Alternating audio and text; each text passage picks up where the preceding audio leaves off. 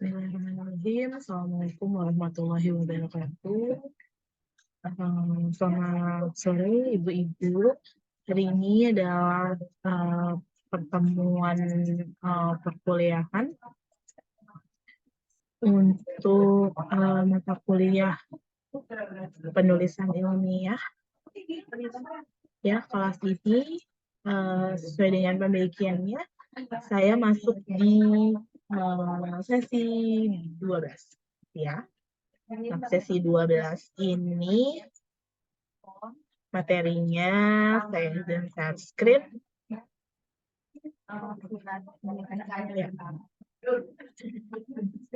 Tentang teknik pembuatan artikel ilmiah dan jurnal penelitian. Jadi untuk ibu-ibu nanti pada saat sudah di akhir itu juga pasti akan membuat jurnal penelitian gitu ya, yang kewajibannya untuk dipublish sebagai salah satu syarat ibu-ibu untuk nanti pengambilan ijazah begitu ya. Nah,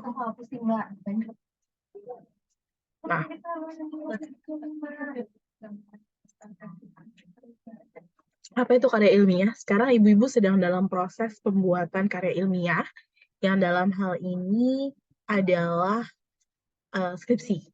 Ya, jadi skripsi ini wajib ya sebagai tugas akhir yang ibu-ibu harus buat ya di skripsi level ini.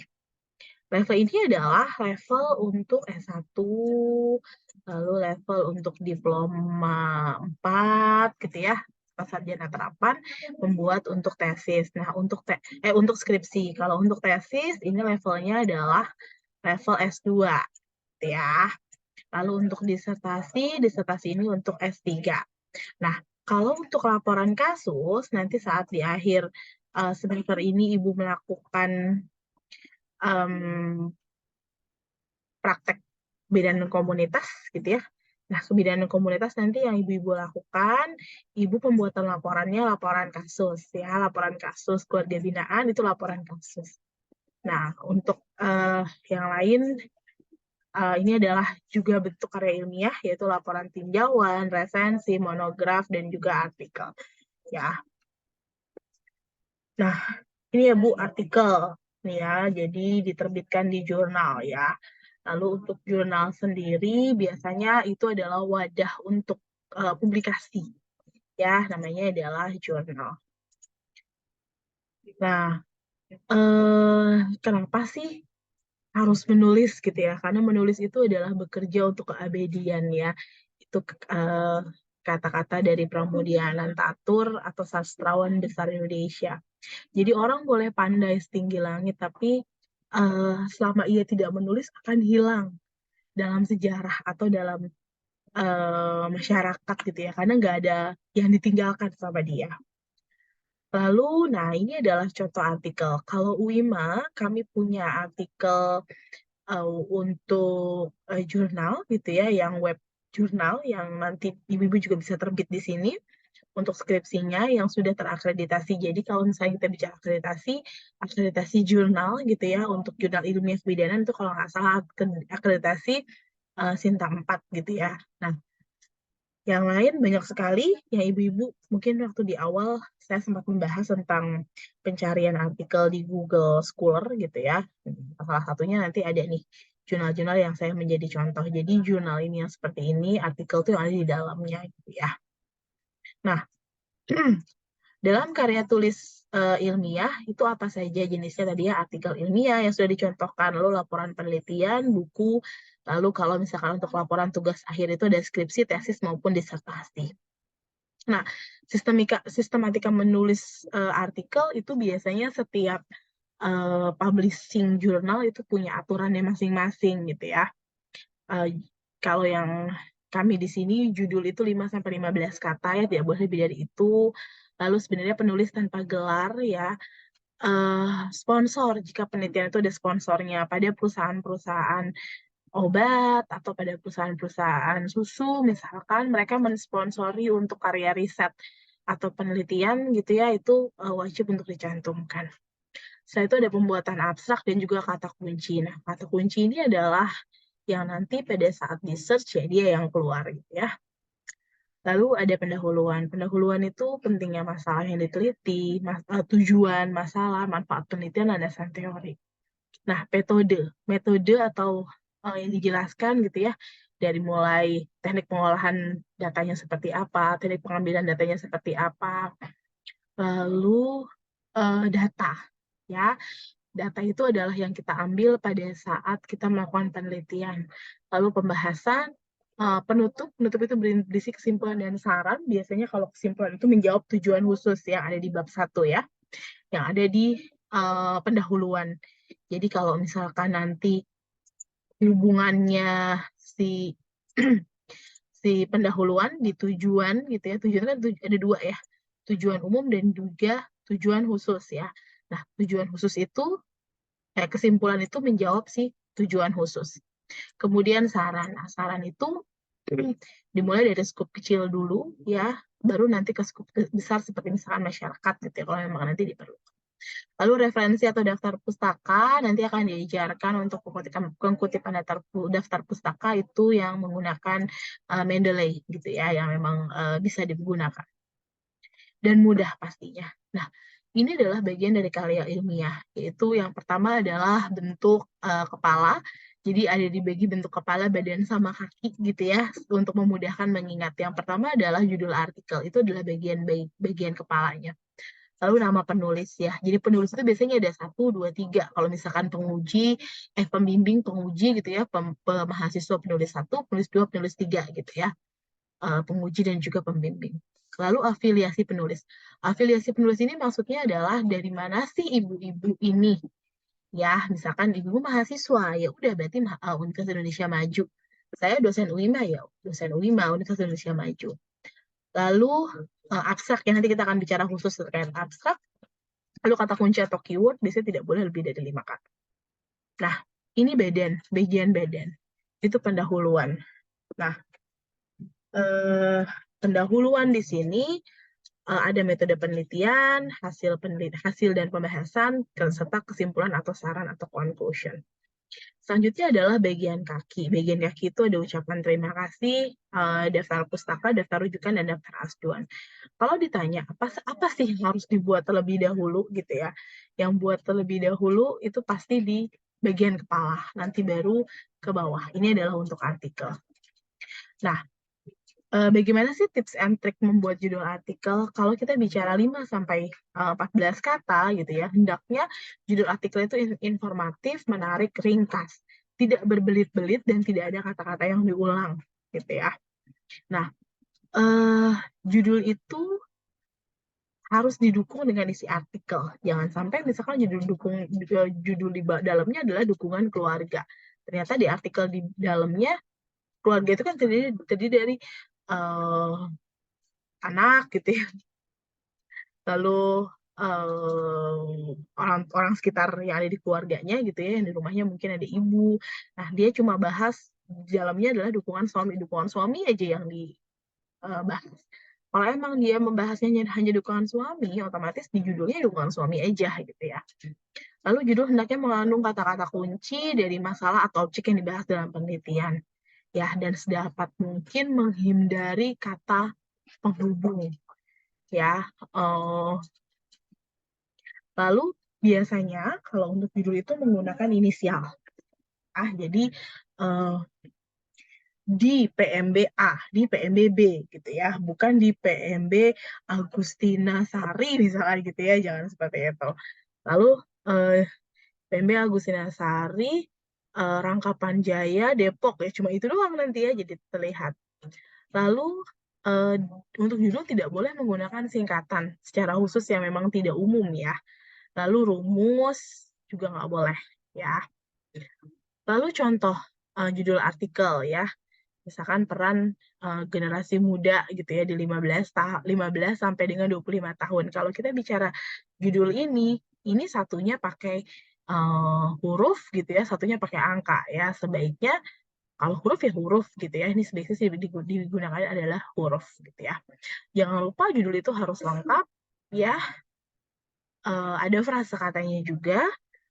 Lalu ini sekolah menengah atas.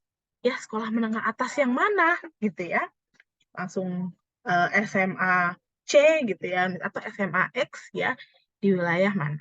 Ya, ini kalau seperti ini jadi tidak judulnya jadi kurang informatif. Lalu nama atau afiliasi penulis. Nah, biasanya kalau kita membuat artikel itu tidak menggunakan gelar ya. Jika penulis lebih dari satu atau dari kelembagaan berbeda dikasih secara berurutan. Jadi Uci Ciptiasrini, Ernita Prima Noviani, Gaida Husnul Pangestu gitu ya, 1, 2, 3. Uci Ciptiasrini yang satu itu dari misalnya Rumah Sakit Ibu dan Anak Aulia gitu ya. Lalu yang B, yang keduanya dari 1, 2, dan 3 dari Universitas Indonesia Maju. Ya udah, UI Universitas Indonesia Maju gitu ya. Jadi itu adalah afiliasi. Nah, sebenarnya idealnya penulis itu adalah orang yang benar-benar berpartisipasi dalam penulisan. Itu adalah merupakan suatu etikanya gitu ya. Bukan orang-orang yang ya udahlah dicantumin aja gitu ya, padahal dia tidak berperan apa-apa. Ini contoh penulisan nama ya. Nih ya. Lalu ya di bawahnya adalah afiliasinya. Ya, ini dari sekolah mana. Ya. Kalau dia mahasiswa ya semuanya UIMA ya tulisnya hanya satu ya, 1, 2, 3 atau A, B, C, Universitas Indonesia Maju saja. Gitu. Selanjutnya abstrak dan kata kunci. Nah, abstrak itu ditulis secara ringkas, dia itu meliputi latar belakang masalah, tujuan penelitian, metode penelitian, ringkasan hasil penelitian, dan juga kesimpulan yang maksimalnya 200 kata ya dalam satu paragrafnya. Nah, biasanya abstrak itu penulisannya dengan spasi tunggal dengan format yang lebih sempit dari teks utamanya. Nah, ini adalah kata kunci ya. Di beberapa jurnal kata kunci ada 5 kata atau range-nya antara 3 sampai dengan 6 kata. Ya, untuk itu dipisahkan dengan koma atau bisa juga dengan titik koma atas bawah.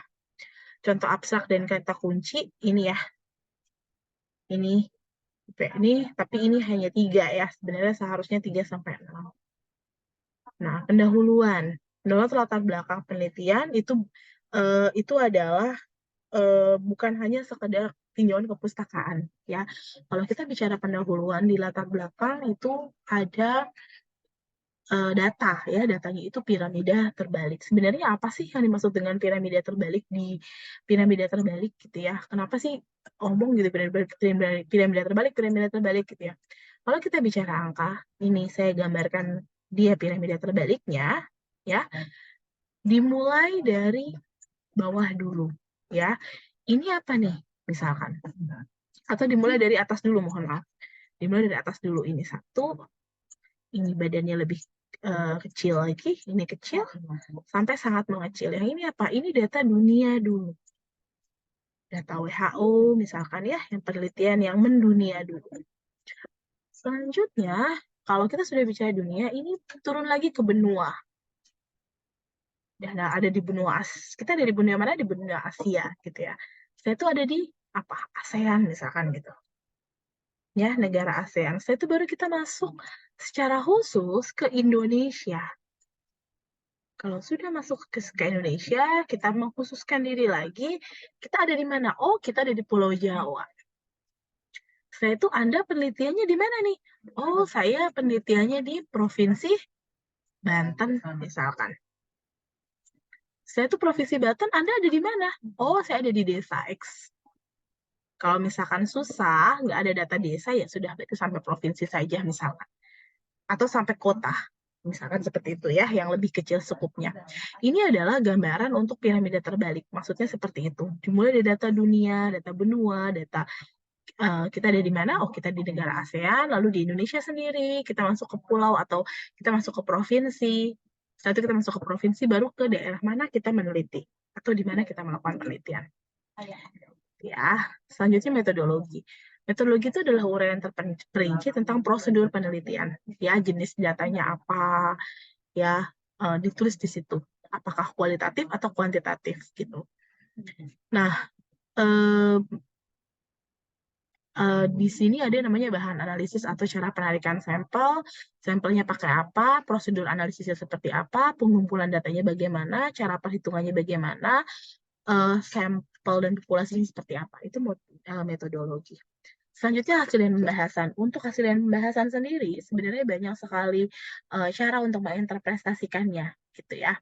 Ada jantungnya, intinya, misalkan kalau misalkan kita pakai data kuantitatif, ya sudah, berarti hasil dari variabel-variabel yang sudah pernah kita teliti. Lalu kalau pembahasan di sini, itu adalah yang kita buat, begitu ya, itu adalah perlu penelaahan dari teori-teori yang ada di bab 2, ya. Setelah itu nanti baru kita masukkan. Jadi pembahasannya adalah kesenjangan antara teori dan yang teman-teman dapatkan di lapangan. Misalkan secara teori sebenarnya usia, kalau kita bicara soal ibu hamil gitu ya, mereka mengalami puncak hemodilusi di 32 minggu. Jadi seharusnya di 33-34 minggu itu HB-nya sudah normal kalau memang dia sudah bisa mengejar ketertinggalan HB. Tapi ternyata sudah puncak hemodilusi HB-nya masih rendah gitu ya. Nah, hal seperti itu perlu dibahas di pembahasan atau perlu dimasukkan karena itu adalah kesenjangan. Jadi sebenarnya tidak melulu atau tidak selalu dia sesuai dengan teori ya kalau penelitian. Setelah itu kesimpulan dan saran. Kesimpulan sendiri dia menjawab tujuan khusus. Jadi kalau misalkan kita hitung tujuan khususnya ada 4, jadi kesimpulannya itu idealnya pasti harusnya ada 4. Ya. Simpulan itu tidak boleh mengulang kata dari yang ada di hasil sebenarnya. Karena kan tidak boleh panjang-panjang juga gitu ya. Nah, kesimpulan itu hendaknya singkat, padat, penuh arti, dan juga informatif. Nah, saran itu kalau saran dapat dikemukakan ada atau tidak temuan yang signifikan. Dan nanti saran itu jangan lupa dimasukkan rekomendasi untuk penelitian lebih lanjut. Misalkan direkomendasikan penelitiannya nanti harus penelitian yang kualitatif, misalkan untuk penelitian selanjutnya. Nah, itu harus dimasukkan saja di situ di saran. Gitu ya. Selanjutnya ucapan terima kasih. Ini wajib diucapkan ya untuk para penulis atau autor di mana Anda bernaung sebenarnya ya, tapi sebenarnya tidak wajib ada juga, tapi sebaiknya ada ya. Ini institusi biasanya atau juga bisa perorangan. Nah, untuk daftar pustaka, masukkan pustaka yang dirujuk itu kebaharuan dari 80%. Jadi kalau untuk jurnal sih disarankan kurang dari 10 tahun ya, nggak boleh lebih dari itu. Rujukan primer itu atau yang utama itu 80%. Tata tulisan itu konsisten, dilihat panduannya, dia pakai apa, kalau yang sekarang penulisan yang sekarang pakai apa style misalkan, dia apa style semua, jangan campur-campur gitu ya. Jadi nanti sebenarnya di penulisan daftar pustaka ini setiap publishing jurnal dia punya aturannya masing-masing. Ini ada apa style Harvard, Vancouver yang paling banyak dipakai antara Harvard dan Vancouver sebenarnya. Ya, nah nanti teman-teman bisa pakai fitur reference atau punya aplikasi lain misalkan Mendeley gitu ya, Keynote atau Zotero gitu ya untuk penulisan aplikasi ini. Begitu. Oke, terima kasih. Itu adalah materi saya untuk pertemuan 12 untuk GCR hari ini. Nanti kita bisa diskusi di room GCR. Terima kasih. Saya tutup. Wabillahi taufiq wal hidayah. Wassalamualaikum warahmatullahi wabarakatuh.